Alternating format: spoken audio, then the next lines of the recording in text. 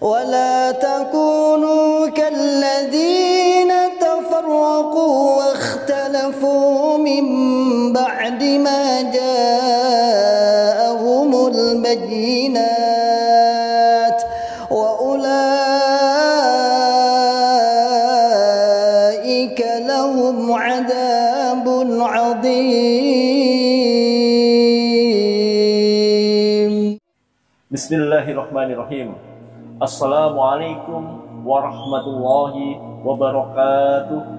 Alhamdulillah hamdan hasiran thayyiban mubarakan fi kama yuhibbu rabbuna wa yarda. La ilaha illallah wa asyhadu anna Muhammadan abduhu wa rasuluh sallallahu alaihi wasallam wa ala alihi wa sahbihi amma ba'du.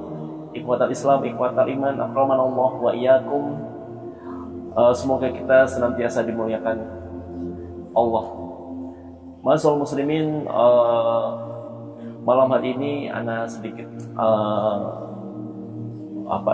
mendadak ya bikin konten ini, dan kebetulan tadi sore ana dapat sebuah kiriman ya. Kiriman ana belum sempat membuka kiriman ini memang, tapi secara informasi atau japri ya, via informasi memang akan ada satu kiriman ya, yaitu kita lihat kalau di sini kita lihat kirimannya besar sekali, masyaallah muslimin. Sangat kotakannya sangat besar. Kita lihat di sini ada pengirimnya ya. Di sini ada pengirimnya adalah dari Bapak Nur Faizi, Jalan Cipaku nomor 5, Kebayoran Baru, Jakarta Selatan. Nah, rupanya ini adalah kiriman dari Pak Komjen Komisaris Polisi Purnawirawan Nur Faizi Suwandi. Beliau dulunya adalah mantan Islam Jamaah juga, yang menduduki beberapa posisi yang sangat penting ya di Islam Jamaah. Alhamdulillah beliau sekarang sudah berhijrah, dan pada kesempatan ini sore ini ana dapat kiriman langsung dari beliau.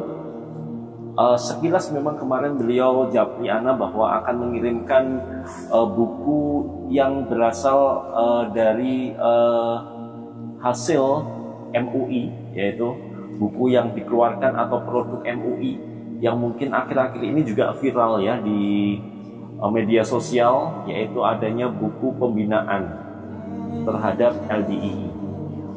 Pada kesempatan konten kita pada sore ini, kita akan langsung membedah ya buku ini secara singkat saja. Nah, tapi sebelumnya kita unboxing dulu ya. Tapi memang tidak komplit rasanya kalau kita tidak menghaturkan syukron jazakallahu khairan kepada beliau Bapak Komjen Nur Faizi atas kirimannya. Saat ini beliau juga ikut berjuang dalam memberantas pemahaman Islam Jamaah, sehingga beliau menyempatkan berjuang juga mengisi di beberapa acara dengan masyayikh kita, juga membantu kami ya, mendrive kami yang di bawah di daerah-daerah ini untuk semangat berjuang ya, untuk membenahi, membantu, menyadarkan, dan bahkan berusaha untuk membenahi sebenarnya pemahaman LDII ini. Thayyib, syukron, semoga menjadi amal ibadah beliau dan tercatat sebagai amal soleh yang tidak berhenti putusnya pahala jariahnya. Thayyib, kita langsung buka saja ya. Ini kita buka bukunya. Ini belum sempat ana buka buku ini, paket ini. Dan memang rencana kita akan unboxing sehingga bisa kelihatan ya. Thayyib, banyak sekali masyaallah muslimin bukunya yang dikirim kepada ana ini.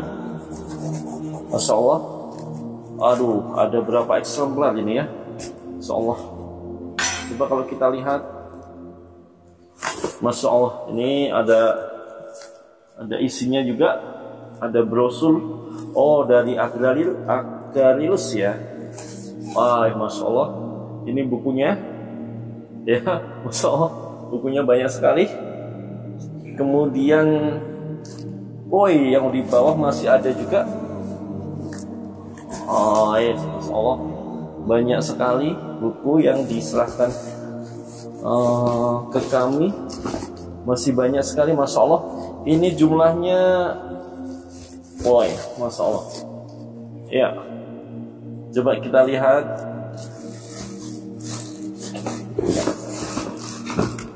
Woi, Masya muslimin, dapat kita lihat bahwa bukunya sangat banyak sekali, ya.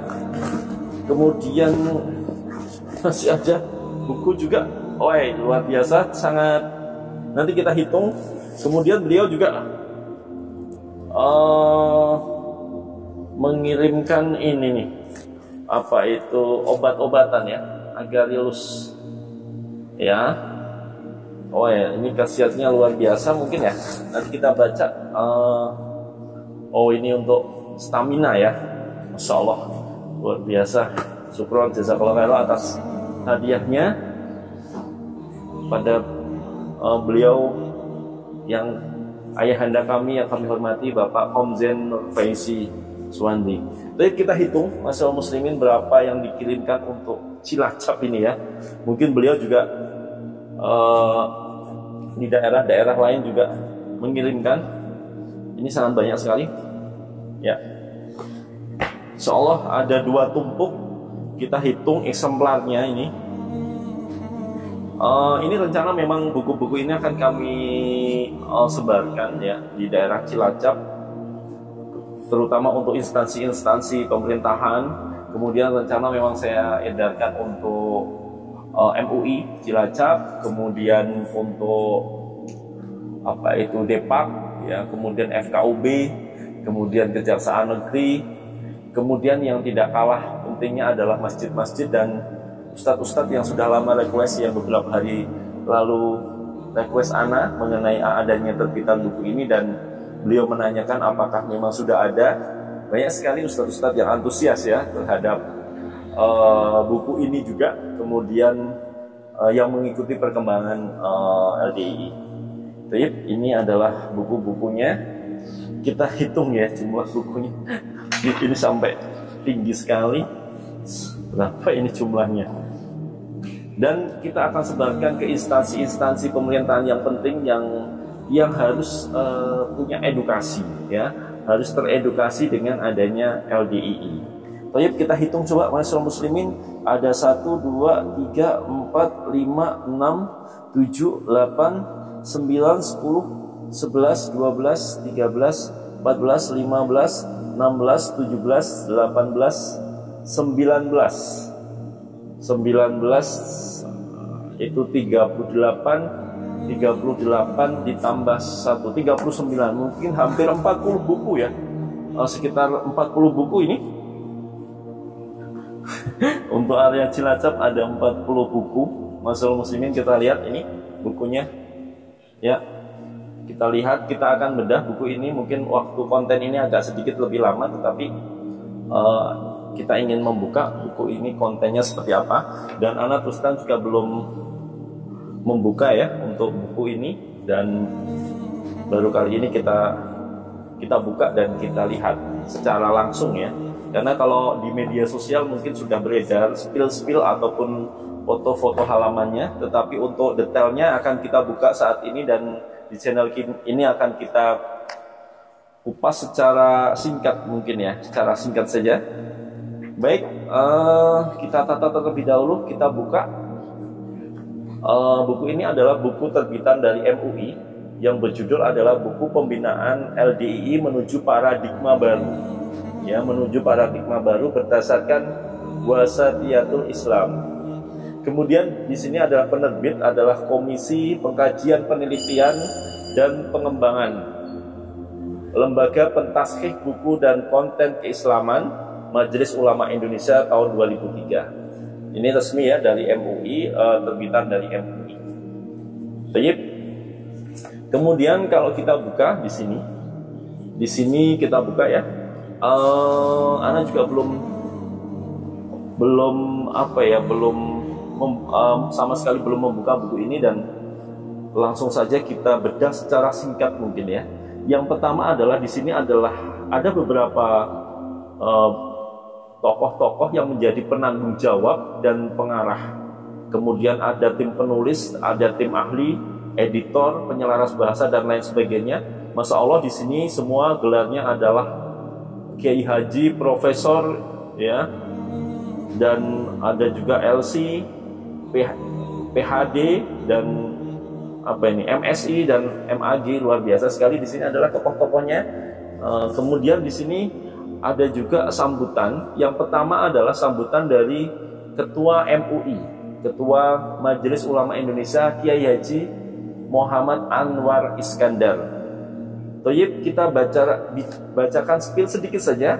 Alhamdulillah wa syukurillah, buku pembinaan LDII menuju paradigma baru telah diterbitkan secara resmi oleh MUI berdasarkan rapat di Dewan Pimpinan MUI tanggal 5 Desember 2003. Kemudian buku ini sangat penting untuk memberikan jawaban sekaligus koreksi atas ajaran-ajaran LDII.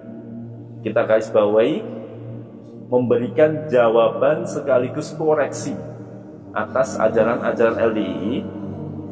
Melalui buku ini diharapkan umat Islam dan masyarakat luas dapat memahami ajaran LDII dengan yang telah ditashih, ya, atau bahasa kami dulu adalah ditakdil, diluruskan. Jadi ajaran LDII di sini sudah diluruskan oleh buku ini yang disusun oleh tadi tim dari MUI. Sekali lagi, yang menulis buku ini bukan dari mantan Islam Jamaah atau mantan LDII, tetapi dari kiai-kiai yang independen, kiai-kiai yang berkompeten di bidang akidah, bidang Islam, di bidang syariah Islam dan lain sebagainya, kolaborasi dengan beberapa tim ahli. Kemudian selanjutnya adalah buku ini dapat menjadi pedoman jamaah LDII dalam melaksanakan paradigma baru berdasarkan wasatiyatul Islam secara bersungguh-sungguh dan konsisten.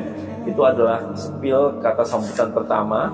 Kemudian saya spillkan juga kata sambutan yang kedua,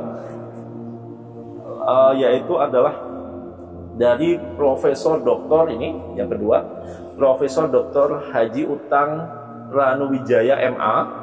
Beliau adalah Ketua Dewan Pimpinan MUI Pusat. Ya, secara intinya saja kita spillkan bahwasannya buku ini sangat penting karena menjadi pijakan para dai, ya, yang akan turun ke lapangan untuk melakukan pembinaan. Ini merupakan wujud komitmen Majelis Ulama Indonesia dalam himayatul ummah, menjaga umat dari pemahaman agama, organisasi, atau pemikiran yang menyimpang. Ya, kalau kita lihat dari sambutan dari Haji Utang Ranuwijaya, ini sudah mengetahui bahwa LDII merupakan aliran yang sesat dan menyimpang, sehingga perlu dibina seperti itu. Toyib itu. Kemudian ada sambutan yang ketiga, ini adalah dari Profesor Firdausyam MA PhD. Di sini yaitu Ketua Tim Rujuk Ilal Haq LDII, ya. Di sini adalah ketua pentasih atau ketua dari tim pengkajian LDII. Kita sepilkan adalah kami selaku pribadi dan ketua tim Rujuk Ilal Haq LDII merasa bersyukur atas terbitnya buku ini. Buku ini sangat penting dalam proses pembinaan LDII untuk kembali kepada pemahaman ajaran agama yang benar, ya.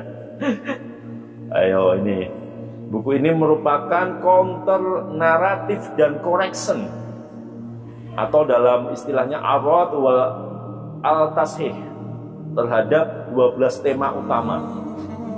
Masya Allah, berarti di dalamnya itu majelis tim Rujuk Ilal Haq itu mensoroti ada 12 tema utama yang nanti akan diluruskan atau ditakdil.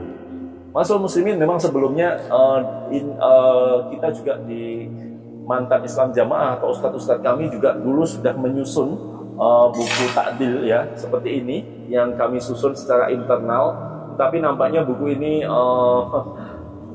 apa itu dari Islam Jamaah sangat takut ya, dan dia narasinya adalah narasi yang mungkin dibangun karena itu mantan yang sakit hati dan sebagainya, memfitnah dan lain sebagainya. Tetapi kalau buku ini coba, buku ini ditulis oleh kiai-kiai atau ulama-ulama dari luar LDII, sehingga ini independen. Tetapi kalau kita nanti coba lihat, bahkan dalil-dalil yang dipaparkan mungkin banyak kesamaan juga dan persis dengan yang sudah ditakdil ustadz-ustadz kita. Jadi ini juga buku takdil untuk meluruskan pemahaman LDII. Toyib, itu ma'asyiral muslimin, langsung saja kita ada 12 bab. Kita masuk ke bab pertama mungkin ya. Kita spilkan judulnya, kemudian langsung kita tarik kesimpulan di bab akhir bab, yaitu yang pertama di buku ini. Yang pertama adalah bab ini, bab berjamaah. Kita baca pemahaman arti jamaah menurut LDII adalah menetapi, beramil, berbaiat, bertoat karena Allah dengan tujuan murni ingin masuk surga selamat dari neraka. Kemudian muncul kewajiban berjamaah, beramil, berbaiat, bertaat kepada imam dengan dasar dalil yang dituliskan di sini. Kemudian di sini juga dia memaparkan bahwa pemahaman jamaah LDII. Kemudian dia juga mentakdil dengan dalil-dalil. Kalau sekilas ini sama seperti yang disampaikan oleh ustadz-ustadz kita dalam takdil subhat ya. Oh ya, sama persis. Nanti kita spilkan sedikit. Kemudian kita langsung ke karena ini tidak bisa sangat lama dan memang waktunya terbatas, kita langsung ke pembahasan atau kesimpulan bab 1 ya. Kesimpulan bab 1 di sini. Oleh karena itu, sikap berlebih-lebihan dalam memanai hadis berjamaah seperti yang dilakukan LDII hanya terbatas jamaahnya, yakni Islam jamaah yang dipandang atau diyakini sebagai satu-satunya jamaah yang benar adalah suatu kesalahan dan bertentangan dengan pendapat jumhur ulama yang mu'tamad. Baik, itu yang pertama dari meluruskan pemahaman LDII. Kemudian pemahaman jamaah atau berjamaah menurut LDII diartikan secara eksklusif dalam arti sangat sempit, sangat berlebihan atau gulu dan bersifat doktrinasi, bahkan dengan menyatakan diri sebagai satu-satunya jamaah yang sah di Indonesia, tidak ada yang lainnya. Pemahaman demikian didasarkan oleh pemahaman dan penafsiran yang rigid atau kaku dan sangat eksklusif atau sempit, serta fanatisme yang berlebih-lebihan atau ta'asubiyah terhadap tek-tek Al-Quran dan As-Sunnah yang sengaja dipahami dan ditafsirkan sesuai kemauan dan tujuan mereka. Itu berarti memang tim Rujuk Ilal Haq ini sudah tahu ya kesesatan masalah keimaman, atau tadi sub dari pertama tadi adalah kaitannya dengan pemahaman jamaah menurut LDII. Kita masuk ke bab 2, masuk muslimin, yaitu beramir ya, beramir dalam kurung al-imarah wal al-imamah. Kemudian di sini kita sampaikan kerancuan pemahaman imamah adalah salah satu sebab terjerumusnya LDII ke dalam paham takfiri. Paham takfiri yaitu mengkafirkan kaum muslimin di luar kelompok mereka, berawal dari klaim bahwa keimaman Islam jamaah adalah salah satu-satunya keimaman yang sah di Indonesia, ditambah keyakinan bahwa yang berimam berbait kepada imam adalah syarat sahnya Islam. Jadi kita langsung ke kesimpulan. Di sini kalau kita lihat banyak sekali dalil yang sekilas hampir sama dengan sama dengan dalil-dalil dari takdil subhat yang disampaikan ustadz kita, syekh kita. Kemudian kita lihat di sini adalah kesimpulan, langsung kita kesimpulan saja karena waktunya terbatas juga. Kesimpulan dari bab 2 ya, Masyaallah muslimin, kita lihat. Memang karena juga belum persiapan juga. Bab 2 ini kita spilkan. Berdasarkan penjelasan di atas, dapat disimpulkan bahwa tidak baiat kepada Imam LDII dan dan kelompoknya bukanlah perbuatan yang termasuk dalam pengertian keluar dari al-jamaah yang dimaksud dalam hadis dan berbagai riwayat. Dengan demikian terlihat jelas bahwa doktrin LDI seseorang yang tidak baiat kepada imam mereka dan meninggalkan jamaah mereka merupakan tindakan murtad, adalah sesuatu yang keliru dan tidak memiliki dasar dalam ajaran Islam. Masyaallah muslimin atau antum semua yang masih dalam LDII, yang masih bunglon, ini perkataan MUI, bukan perkataan Syekh Khalil, bukan pernyataan dari Syekh Aziz atau Syekh Abdullah Mas'ud. Ini dari MUI, ya, pihak independen. Apa yang mau dibantah lagi, ya? Baik, kita langsung saja ke bab 3, yaitu berbaiat. Baik. Baiat yaitu dalam meyakini konsep baiat, LDI berpendapat bahwa baiat sama pentingnya dengan syahadat. Insyaallah ternyata MUI sudah dapat info juga, ya, sudah tahu ini kesesatan ini. Hal tersebut dipahami setelah melihat ayat-ayat serta hadis mengenai urgensi baiat. Nah, ini pemahaman LDI seperti itu, beliau sudah tahu. Kemudian kita langsung ke kesimpulan dari bab 3. Ini kesimpulan dari bab 3, kita ambil halaman terakhir dari bab 3, yaitu hadis ini serta hadis-hadis yang melarang melakukan pemberontakan kepada pemimpin menunjukkan bahwa esensi kewajiban baiat adalah kewajiban untuk taat kepada pemerintah yang sah, ya, bukan untuk mendirikan pemerintahan baru. Jika pemerintahan yang sudah ada tidak menggunakan baiat, maka untuk mengikat kesetiaan rakyatnya.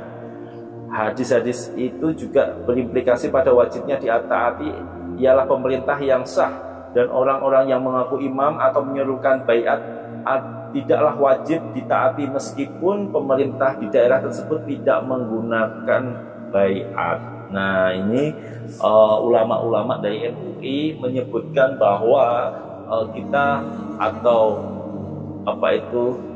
ulil amri kita adalah pemerintah, bukan Abdul Aziz Sultan Aulia, ya, bukan Imam LDII.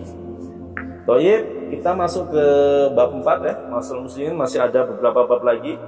Bab 4 ini adalah bab taat atau al-ta'ah. Kemudian pemahaman LDI kita spilkan sedikit. Setelah jamaah mengikrarkan janji baiat mereka kepada imam disertai ucapan sami'na wa ata'na mastata'na, maka terjadilah suatu ikatan kedua belah pihak antara imam dan jamaah, sehingga masing-masing terikat pula oleh kewajiban timbal balik keduanya. Imam mempunyai kewajiban untuk nasihat ijtihad dan jamaah wajib mendengar dan taat kepada imamnya. Taat dalam LDI merupakan kewajiban yang harus dikerjakan oleh setiap jamaah sebagai syarat sahnya mutlak untuk bisa masuk surga selamat dari neraka. Kemudian kita langsung ke kesimpulan, ya, masalah taat ini. Tadi pemahaman LDI sudah kita sampaikan. Kemudian kita teruskan di halaman terakhir sebagai kesimpulan, ya. Oleh karena itu, untuk memahami konsep taat pada penguasa tidak cukup hanya mengacu dalil yang umum tersebut, tetapi merujuk dalil yang memberikan rincian agar dipahami makna secara utuh dan benar. Masyaallah muslimin, banyak sekali dalil-dalil kaitannya dengan ketaatan terhadap imam. Kalau kita lihat di Islam Jamaah LDI itu, dia memotong-motong ayat, ya, untuk menguatkan mereka. Jadi kalau ayat-ayat itu dimaknai secara utuh, itu bahkan semua melemahkan pendapat mereka. Makanya mereka dengan liciknya, ya, atau dengan strategi mereka itu, mereka memotong-motong ayat untuk mendoktrin jamaah. Kita masuk ke poin 5. Poin 5 adalah fatonah bitonah budi luhur, ya. Pemahaman LDI, salah satu konsep penting LDI adalah fatonah bitonah budi luhur. Adapun definisi fatona adalah pandai, cerdik, menang tanpa ngasorake, sobat, obat, hadiah atau pokat argumentasi kekuasaan. Adapun bitona sama dengan takiyah, berjuang jihad meskipun sampai darah penghabisan. Sedangkan budi luhur adalah adab tujuan untuk mengelabuhi. Ya, ini adalah pemahaman LDI. Berarti bapak-bapak di MUI atau ulama-ulama penyusun ini sudah tahu betul mengenai strategi Fatonah Bitonah dari LDII. Masya Allah.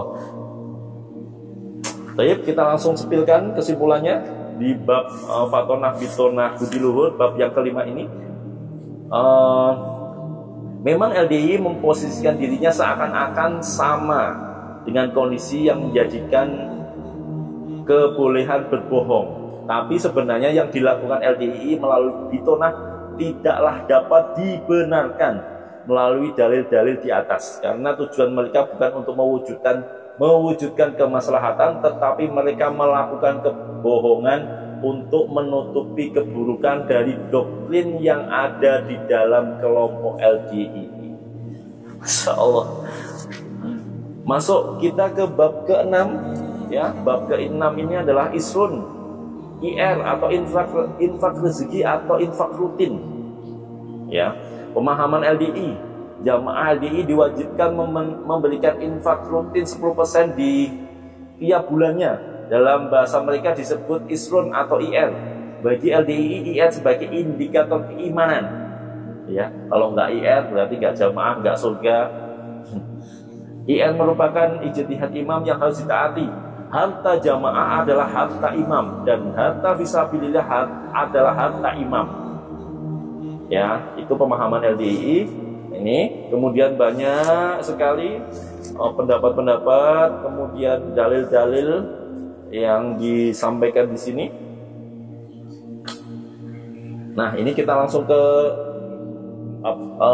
kesimpulan saja ya. Dari ungkapan Imam Al-Ghazali dapat kita simpulkan bahwa dalam beragama sebisa mungkin dapat mengkompromikan ajaran Islam dengan bernegara, bukan sebaliknya malah saling membenturkan, mengeksploitasi ayat agama untuk kepentingan sebuah kekuasaan politik atau kelompok. Hal ini tidak dapat dibenarkan.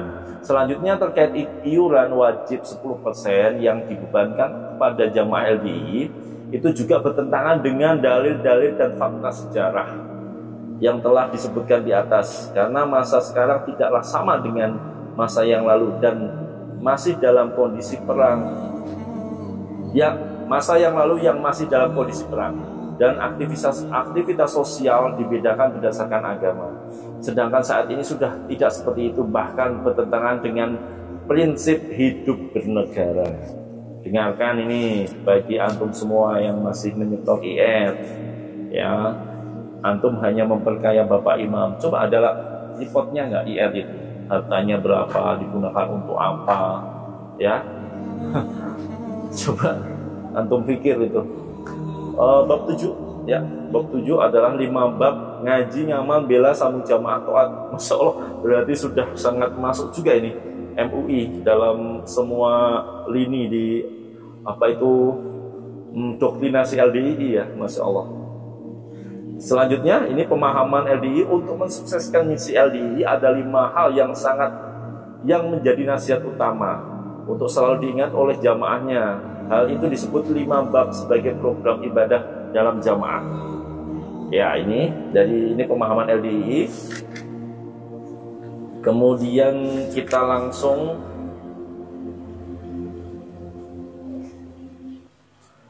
dalam kesimpulan atau tasihnya atau pelurusannya, ya.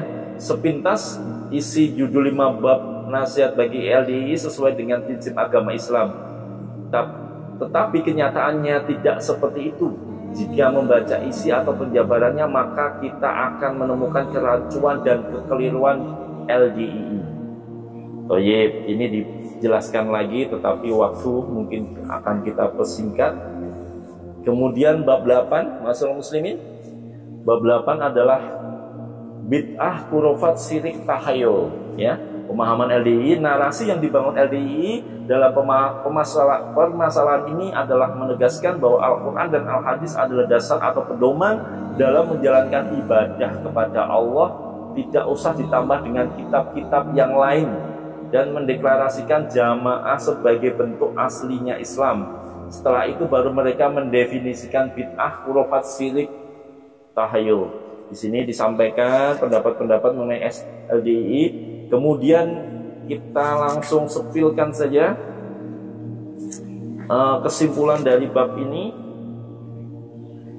Ya, di sini takdirnya ada ya, bahwa kekeliruan pemahaman LDII dalam kaitannya konsep bid'ah, khurafah, tahayul, dan syirik terdapat dari 3 hal. Pertama, menyimpulkan bahwa segala sesuatu di luar Quran, hadis, dan prinsip LDII sebagai sebuah kesalahan.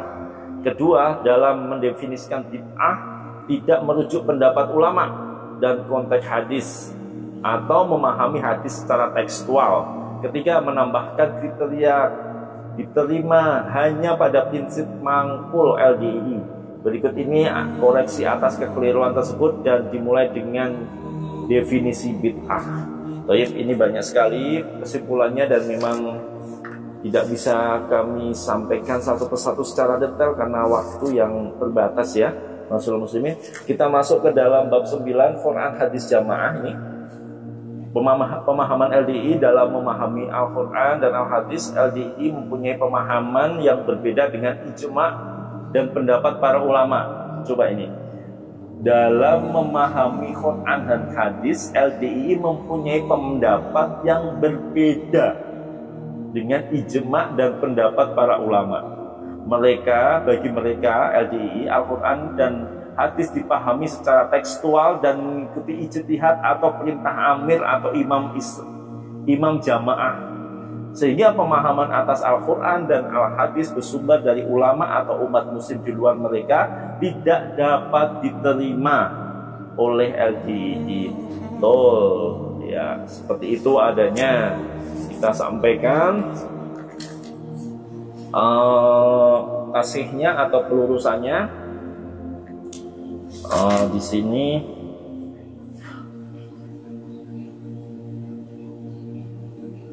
kita coba kita sampaikan, ini memang dibahas satu persatu yang menjadi konklusi juga per item ya, makanya agak beberapa yang kita pilihkan di sini. Mereka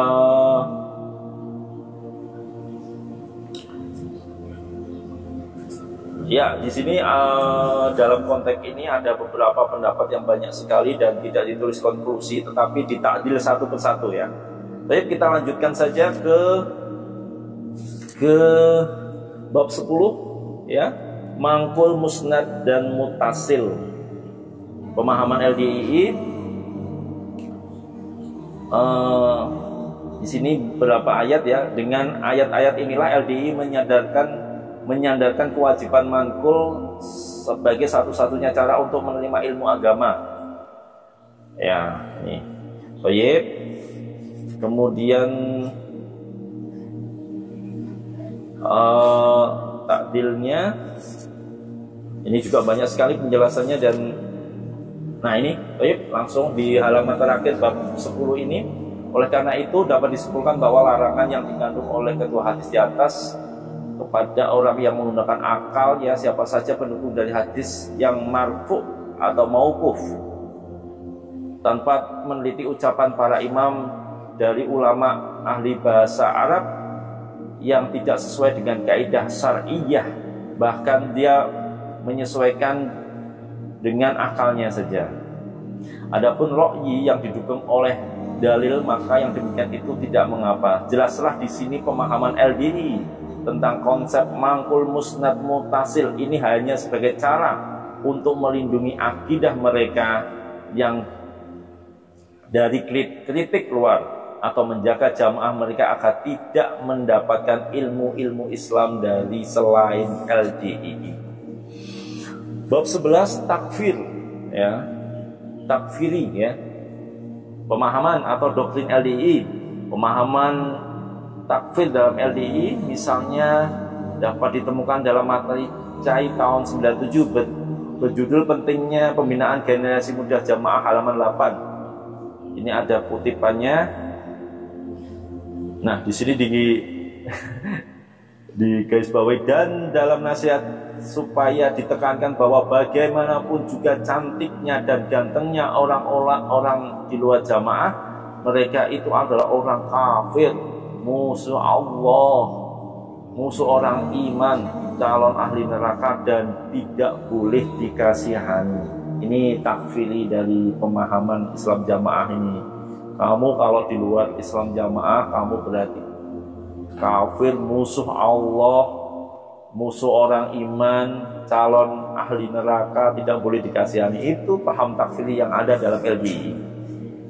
Kemudian kesimpulan dari bab ini yang disusun oleh MUI, kita baca lagi. Banyak sekali penjelasan MUI juga. Kalau sepintas dalil-dalilnya yang dipakai adalah sama seperti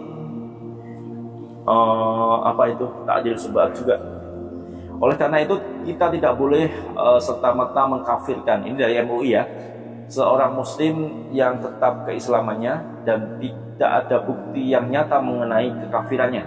Adapun takfir atau menyematkan hukum kafir pada seorang bukan sesuatu yang mudah, ya.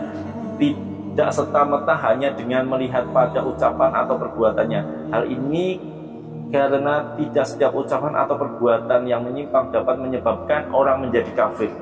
Masyarakat haruslah berhati-hati dalam menyematkan kata kafir dan hendaknya menyerahkan urusannya kepada ulama yang kompeten. Dengan demikian terlihat kekeliruan LDI dalam praktik keagamaan mereka yang melabeli kafir kelompok lain yang berbeda dengan keyakinan mereka atau telah keluar dari LDI.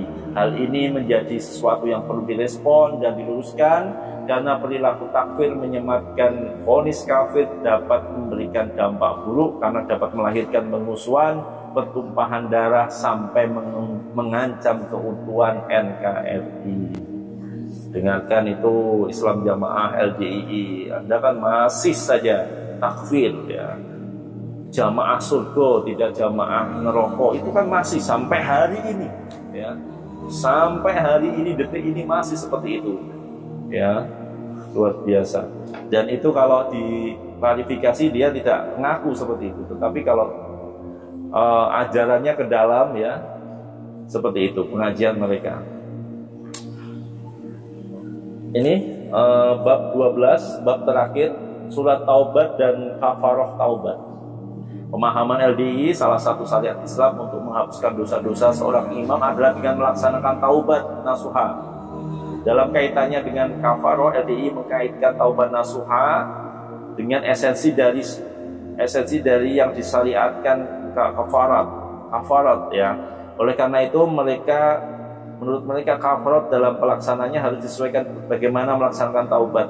Karena dalam esensinya kafarat adalah salah satu syarat taubat. LDI berkeyakinan bahwa dalam pelaksanaan taubat maupun kafarat pertama harus mengakui kesalahannya. Nah, ini LDI kalau berbuat dosa ini menulis surat taubat atau membayar kafarah atau kafarat kepada imamnya, ya. Kemudian kita takdil. Nah, ini juga ditulis juga isi dari surat taubat itu. Sangat detail sekali, Mas. Alhamdulillah ini ulama-ulama kita dalam menyusun buku ini. Ana sebagai mantan Islam Jamaah membenarkan ini, statement seperti ini memang itu adanya dalam Islam Jamaah. Kesimpulan dari bab ini, tidak seperti LDI yang harus menjelaskan detail dosa yang dilakukan kemudian mengerjakan amalan sesuai yang telah ditekan imam dan sungguh terlebih lagi membayar kafarah berupa uang. Sungguh perbuatan ini sangat melenceng dari sunnah Rasulullah, ya. Ini kemudian kita spilkan penutup. Demikian materi pembinaan LDI yang berisi penjelasan 12 doktrin atau pemahaman LDI beserta koreksinya. Penjelasan dalam buku ini memberikan pengetahuan bahwa penyimpangan keyakinan LDI yang tercermin dalam 12 doktrin tersebut disebabkan kekeliruan mereka dalam memahami dalil agama baik Al-Quran maupun hadis. Doktrin tersebut dapat merugikan masyarakat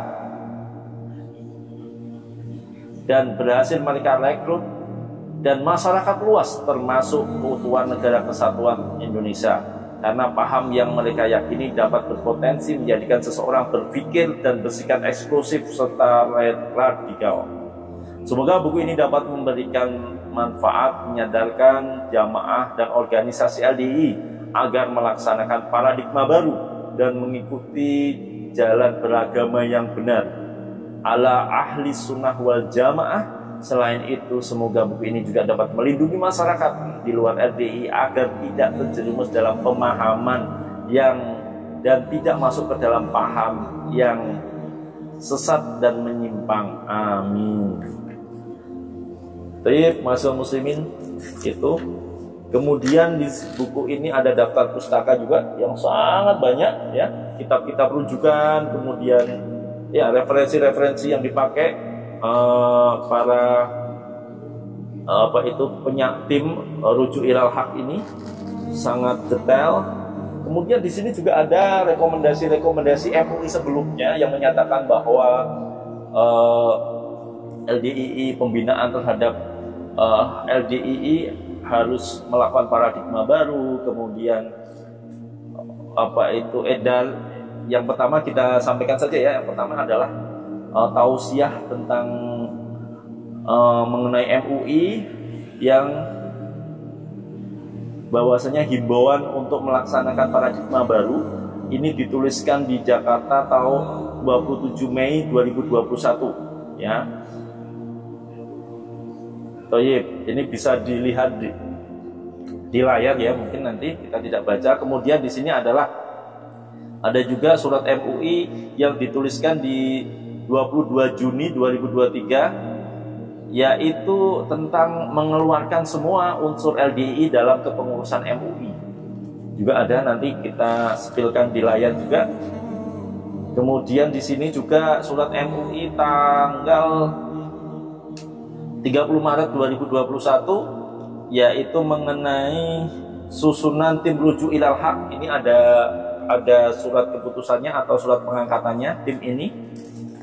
Kemudian di sini ya ini ada daftar ulama-ulama maupun tim ahli.